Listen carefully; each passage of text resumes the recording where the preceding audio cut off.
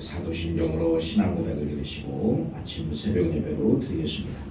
나는 전능하신 아버지 하나님 천지의 창조주를 믿습니다.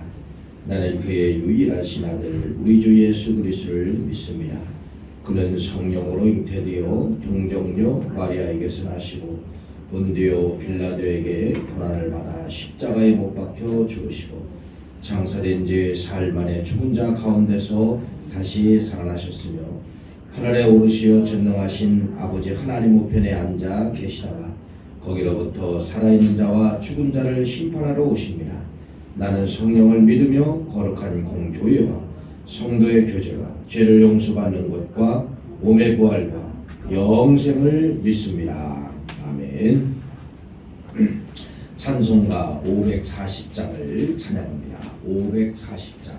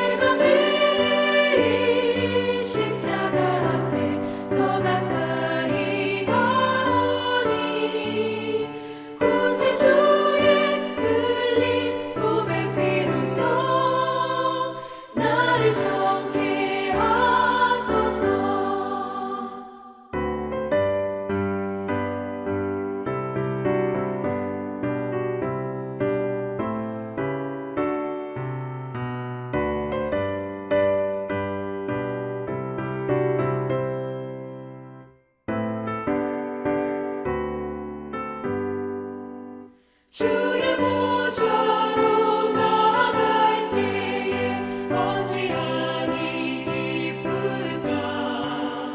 주의 얼굴을 항상 배우니 더욱 친근합니다. 내가 매일 십자가 앞에 더 가까이 가오니 구세주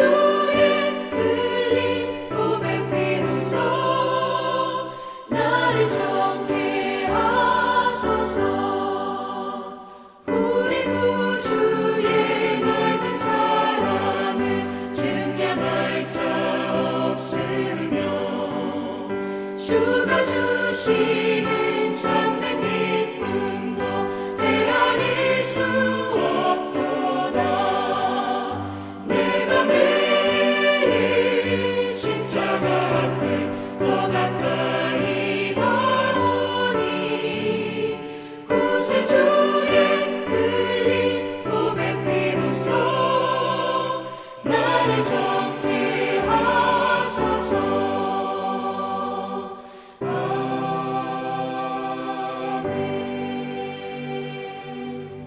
아멘. 하나님 말씀 봅니다. 사도행전 17장 1절과 2절 말씀 보겠습니다. 사도행전 17장 1절 말씀, 2절 말씀. 자, 우리 2절 말씀입니다. 합독을 하겠습니다. 시작. 그들이 암비볼리와 아볼로니아로 다녀가 데살로니가에 이르니 거기 유대인의 회당이 있는지라. 바울이 자기의 관례대로 그들에게로 들어가서 새 안식일에 성경을 가지고 강론하며. 아멘. 사도행전 16장 출발을 해서 2차 전도라고 이야기했죠. 2차 전도. 자, 그래서 2차 전도의 1차 전도와 다른 건 바로 무엇이냐면요. 자, 이렇게 공식 하나가 흘러갑니다. 어떤 공식이 흘러가냐면은 바울과 신라에 의해서 복음을 뿌리면 복음이 떨어지면은 반드시 뭐가 오냐면은 핍박이 찾아왔어요. 핍박이 찾아오면 바울은 다시 또 다른 지역으로 옮겨갔지요. 빌립보라는 지역, 처음 지역에 도착을 해가지고 여러분 처음 유럽 땅에 와가지고 복음을 전했잖아요. 복음을 전했는데 어디에 들어갔습니까? 감옥에 들어간 이야기가 16장 말씀까지 계속 말씀을 드렸죠. 그래서 이제는 이 바울과 신라가 어디에 도착을 하느냐? 오늘 1절 말씀해 보니까 암비볼리를 지나서 아볼리아나로 지나서 데살로니가에 이르렀다. 이렇게 말씀을 하고 있죠. 자, 데살로니가에 도착을 했습니다. 물론 여기 데살로니가 도착을 하고 나중에 이제 또 베리아로 가게 되고 모든 과정이 무엇이 나타나게 되면 똑같습니다. 핍박과 흩어짐, 핍박과 흩어짐. 자, 이렇게 나타나게 된다는 것입니다. 복음의 역사를 잘 보면은요, 여러분 이게 복음의 흩어짐 역사, 여러분의 그 가정의 복음 있잖아요. 가정의 복음이 들어왔을 때도 누군가의 첫 예수를 믿은 사람이 있을 겁니다. 그런데 누군가의 첫 예수를 믿었을 때 다 박수 쳐줬을까요? 아니에요. 우리나라는 유교문화 아니면 불교문화 아닙니까? 그러니까 모진 핍박을, 모진 욕설, 모진 핍박, 그것이 바로 뭐예요? 다 보면 이제 제사 문제죠. 제사 문제. 이런 것을 가지고 다 핍박을 합니다. 여러분, 핍박해서 없어질 것 같지만은 어떻게 되는 겁니까? 그 속에서 하나의 씨앗이 떨어져서 그 가문에 지금 예를 들어 20년, 30년, 40년 이렇게 온 과정을 보면은요, 누군가의 한 사람의 핍박 때문에 그 가정들이, 가문이 어떻게 됐어요? 풍성한 열매를 맺는 것을 가정을 통하여서 여러분들이 알 수가 있지 않습니까? 씨앗이라는 게 있어요. 씨앗. 여러분, 씨앗이 어떻게 번성하나 보세요. 씨앗들은 여러분 가만히 있으면 번성하지 않습니다. 어떤 동물이 와서 먹는다든지 새들이 와서 먹어서 나중에 그것이 배설물로 버려졌을 때 그 안에서 뭐가 이루어지게 되느냐? 씨앗이 번성하는 역사가 나타나게 되어 있다는 것입니다. 씨앗이라는 것이 가만히 있으면 열매를 맺지 못해요. 그런데 어떤데? 씨앗이 동물의 뱃속에 들어가서 배설이 일어나서 버려졌을 때 그곳에서 열매가 맺는 것을, 뿌리가 내리고 다시 싹이 나고 열매가 맺는 것을 볼 수가 있다는 것이죠. 그래서 우리 신앙 안에서 오는 고난들이 있어요. 신앙 안에서 오는 이 고난은 말씀을 드린 것처럼 여러분, 고난 그 자체가 아니에요. 고난 속에 들어있는 씨앗이 있다는 겁니다. 이 고난을 통하여 뭔가 하나님께서 번성을 주시려는지, 깨닫게 해주시려는지, 뭔가의 고난 속에는 반드시 생명이라는 씨앗이 들어있다는 거예요. 그래서 사도행전 이제 2차 전도 여행을 통하여서 바울에게 찾아오는 수많은 복음 속에 들어있는 고난이 찾아오게 되는데, 그 고난을 통하여 뭐가 터지느냐? 생명의 역사가 터지게 된다. 이렇게 말씀을 드릴 수가 있다는 것이죠. 그래서 이 바울과 신라가 드디어 이제 데살로니가에 도착을 했어요. 데살로니가에 도착을 해가지고 오늘 2절 말씀해 보니까 바울이 찾은 곳이 있는데 그것이 바로 뭡니까? 회당을 찾았다. 1절 말씀에 유대인의 회당이 있는지라. 1절 말씀에 데살로니가 도착을 해가지고 바울이 반드시 찾은 것이 바로 뭐예요? 회당을 찾았다는 겁니다. 회당. 여러분, 회당이 바로 뭐예요? 회당. 회당이라는 이 공동체는 어떤 공동체냐면은 유대인들의 공동체, 유대인들의 공동체인데 어떻게 데살로니가 지역에 회당이 있었을까요? 아니, 어떻게 데살로니가 지역에 유대인이 있었을까요? 어떻게 있었을까요? 이것을 가리켜서 디아스포라라 합니다. 흩어진 사람들, 흩어진 유대인들, 이렇게 말씀하는 거예요. 다시 말씀드리면 사도행전 이전에 조금 역사를 앞으로 뒤돌아가 보면은 여러분 어떤 역사가 있지요? 성경에 북왕국 이스라엘 나라가 BC 722년도에 아수르에게 멸망을 당하잖아요. 자, 이때 이제 다 포로로 잡혀가가지고 나중에 이 사람들은 고향으로 못 들어옵니다. 자, 이 흩어진 유태인들이 각자 다른 나라에 가서 살게 되는데, 이들이 그 나라에서 살 때 반드시 이들은 뭐를 만들고 살았느냐? 회당을 만들고 살았다는 것입니다. 오늘 여기 데살로니가에 회당이 있다는 것은 바로 뭡니까? 벌써 수백 년 전에 흩어진 유태인들에 의해서 이곳까지 데살로니가 지역까지 이들이 흩어져서 살다가 역사 속에 살다가 뭐를 만드느냐? 이들의 후손들이 회당을 만들고 이렇게 그들 나름대로 삶을 살고 있었다는 것이죠. 우리나라가 중국과 러시아와 우리나라와 이제 개방이 되죠. 개방이 되어서 이제 많은 개방되기 전에는 은밀하게 그때 개방되기 전에는 공산권 들어가기가 무지 힘들었습니다. 거의 못 들어갔어요. 이제 개방되고서 이제는 많은 선교사님들이 중국과 러시아에 이제 들어가게 되죠. 자, 그러면서 중국과 러시아에 가서 이제 복음을 전하게 되는데, 여러분, 이게 그냥 복음 전할 수가 없잖아요. 언어가 안 되면 안 되잖아요. 그때 누가 있습니까? 중국에는 이미 흩어졌던 우리 한민족 누가 있었냐면 조선족이 있었어요. 조선족. 그래서 이 처음 중국에 복음을 전할 때 조선족 이분들의 도움이 없이는 여러분 복음을 전할 수가 없었습니다. 이분들의 엄청난 도움이 있었고요. 저 러시아에 가면 누가 있었죠? 흩어진 우리 또 한민족 고려인들이 있었다는 겁니다. 같은 된장을 먹고 같은 김치를 먹는 이러한 고려인들이 있었고 조선족이 있었기 때문에 중국 선교와 러시아 선교를 할 수가 있었다는 것이죠. 여러분, 다시 말씀을 드립니다. 꼭 버려진 것 같지만은, 고난이라는 걸 통하여 버려진 것 같았지만은 하나님께서 그 흐트러진 사람들을 통하여서 하나님은 복음의 역사를 시작하고 있다는 것을 말씀을 드리며, 그래서 바울과 실라가 회당에 들어가서 누구를 찾은 거예요? 동족을 찾은 거예요.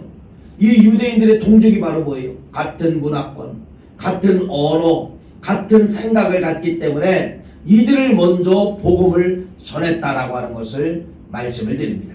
다시 말씀을 드립니다. 사도행전 17장에 이제는 바울과 실라에 의해서 2차 전도여행의 복음의 확산이 찾아오게 되는데, 복음의 확산은 그냥 찾아오는 것이 아니라 반드시 뭐를 통하여서 핍박을 통하여서 흩어지게 되었다라고 하는 것을 말씀을 드립니다.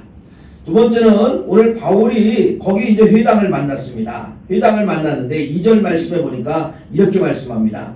바울이 자기의 관례대로 그들에게 들어가서 세안식일에 성경을 가지고 강론하며, 관례대로, 이건 규칙이에요. 바울이 어디를 가던 바울 자신에게는 규칙이 있었어요. 전도를 하는 규칙이 있었어요. 새로운 땅에 도착하면은 규칙이 있었다는 겁니다. 자기 스타일이 있었다는 거예요. 그 스타일이 바로 무엇일까요? 바울은 어느 땅을 가던 첫 땅에 도착하면은 반드시 바울은 기도로 시작을 했다는 것입니다. 그래서 빌립보에 도착을 했을 때 바울이 찾은 것이 어디예요? 안식일이 되었을 때 기도처를 찾다가 누구를 만나게 되죠? 누디아를 만나게 되었다라고 하는 것을 사도행전 16장 말씀에 기록되어져 있고, 17장 말씀에 바울의 규칙은 바로 무엇이냐면요, 말씀 전하는 것입니다. 그래서 오늘 2절 말씀에 보니까 회당을 만났고 유대인들을 만났고 규칙대로 뭐를 했다는 겁니까? 하나님의 성경 말씀을 가르쳤다, 이렇게 말씀을 하고 있다는 것이죠.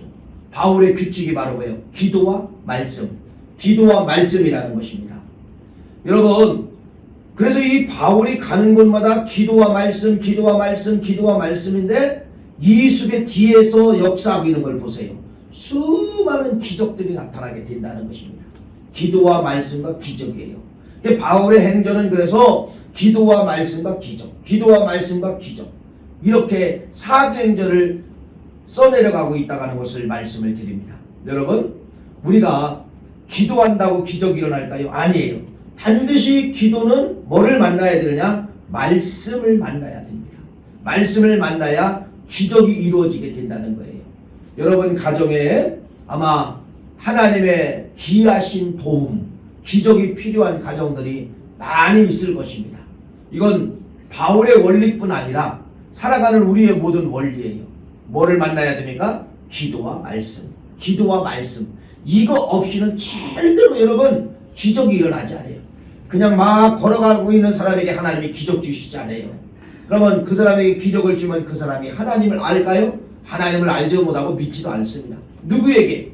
기도하면서 하나님을 찾고 말씀을 들으면서 하나님의 말씀을 받아들이고 계속해서 하나님의 말씀, 하나님을 묵상하는 자들에게 찾아오는 결과가 바로 무엇이에요? 기적이라고 하는 사실을 말씀을 드립니다. 이 사실을 바울에 의해서 우리에게 증명해주고 있는 것이에요. 또 이렇게 말씀을 합니다. 여러분, 바울이 자기의 관례대로 그들에게 들어가서 새 안식일에 성경을 가지고 강론했다. 새 안식일은 바로 뭐냐면요, 새로운 안식일이라는 것이 아니라 1, 2, 3, 4, 1을 말하는 겁니다.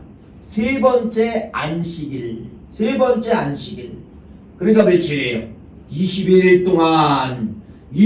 동안 하나님의 말씀을 강론했다. 이렇게 말씀을 합니다. 물론 여러분 21일 새 안식일이 긴 시간은 아닐 겁니다. 아주 짧은 시간이에요. 그러니까 바울이 데살로니가에 오래 머물지는 않았다는 것이죠. 물론 뭐 바울이 다른 지역도 오래 머물르지를 않습니다. 짧게 머무르게 된다는 거예요. 새 안식일을 21일 동안 바울이 데살로니가에 있으면서 성경을 강론하고 전도하고 성경을 강론하고 전도하게 되었다는 것이죠. 자, 나중에 이제 시간이 흘러서 짧은 기간에 데살로니가에 머물렀는데 나중에는 여러분 뭐가 성장이 되나 보세요. 엄청난 교회가 성장이 되게 되는 거예요. 그래서 나중에 바울이 어디에다가 편지를 쓰게 되느냐? 데살로니가 교회에게 편지를 쓴 것이 데살로니가 전서와 후서가 됐다는 것입니다. 짧게 머물렀지만은 나중에 시간이 지나니까 뭐가 된 거예요? 이 지역에 복음의 번성이 되었다는 것입니다. 여러분, 하나님의 말씀은 오래 많이 듣는다고 역사가 이루어진 것이 아니라 어떤 때는 여러분 한 단어가 내 가슴을 찌를 때가 있어요. 그것을 받아들이면 여러분 내 안에서 어떤 것이 엄청난 영향력이 발휘될 수가 있다는 겁니다. 복음을 전도할 때 보세요. 여러분들이 뭐 신약 성경부터 구약 성경 전체를 펴놓고 그분들에게 설명하고 그분들에게 가르칩니까? 아니잖아요. 그냥 한마디. 예수 믿고 천국 가세요. 예수 믿고 천국 가세요. 다 거기 감동하는 거 아니에요. 그 중에 한 사람, 어떤 사람, 100에 한 사람, 1000에 한 사람만이 그 소리가 자기 가슴에 꽉 들어올 때가 있다는 겁니다. 그런 사람들은 뭐가 되는 거예요? 속에서 역사가 이루어지고 변화가 이루어지게 되는 거예요. 짧은 말 한마디가 역사가 이루어진다는 것입니다. 수많은 기도도 역사하지만은 짧은 기도 하나도 역사할 수 있다는 사실을 말씀을 드리는 것입니다. 오늘 이 말씀을 통하여서 오늘 잘 기억하시고 세 가지 말씀을 드렸습니다. 이 세 가지를 여러분들이 기억하시고 오늘 하루도 승리하시는 우리 모두가 되시기를 간절히 축원합니다. 기도하시겠습니다. 1000번 저희 가정에서 드립니다. 김상경 목사님 가정, 조승현 집사님, 조하은 학생, 조하랑 어린이, 서현숙 권사님 소원념을 1000번 념을도 올렸습니다. 한 달 동안도 주님의 보호하심으로 우리 가족 무탈하게 하시니 감사하며 우리 윤혜진 집사 심장병 앓고 있어요. 건강회복하게 하옵시고 간병료가 나오지 않게 도와주세요. 윤혜진 집사님, 나지연 집사님 가정에서 드렸습니다. 할렐루야. 아버지 하나님, 오늘 이 아침도 우리에게 말씀이 들어가는 곳마다 또 기적이 일어나고 바울의 규례대로 기도와 말씀이 선포된 지역마다 기적이 시작됐다고 하는 것을 다시 한번 알려주심을 진심으로 감사합니다. 오늘 이 새벽에 귀한 예물을 올립니다. 이 예물을 연락하여 주시고 특별히 아버지 하나님, 이제 우리 나지연 집사님 또 윤혜진 집사님 귀한 아버지 하나님이여 예물을 올렸습니다. 주님께서 특별히 우리 윤 집사님 주님께서 그 어루만져 주시고 모든 걸 회복하여 주시고 모든 건강이 정상으로 돌아갈지어다. 심장에 있는 모든 박동과 모든 피의 흐름이 정상으로 돌아갈지어다. 정상으로 돌아갈지어다. 모든 소피에서 단백뇨가 흘러나오지 않도록 정상으로 모든 기관을 하나님께서 만져주시옵기만을 간절히 바라옵고 원하옵나이다. 고난을 통하여서 하나님을 만나는 그러한 복된 가정 꼭 되게 도와 주시옵소서. 오늘은 특별히 아버지 하나님이여 대학 수능을 시험 보는 날입니다. 아버지 하나님이여 우리 학생들 지혜와 총명 명철 허락하여 주시고 특별히 하나님 말씀을 허락하여 주셔서 그의 가슴속에 담대함을 허락하여 주시고 시험을 잘 보게 도와주시옵기만을 간절히 바라옵고 원하오며 예수 그리스도의 이름으로 간절히 기도하옵나이다. 아멘. 주기도문을 읽겠습니다. 하늘에 계신 우리 아버지